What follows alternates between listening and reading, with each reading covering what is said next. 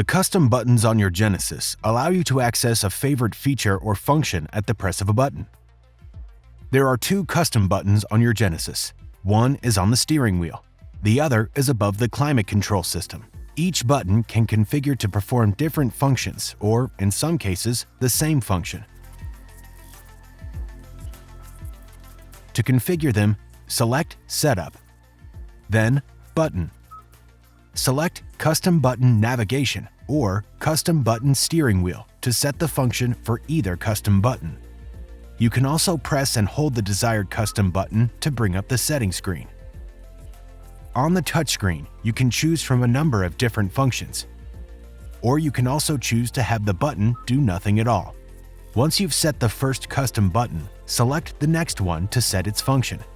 Once you've made your selection, the button will perform the desired process each time you press it. You can always go back to change the function if you desire.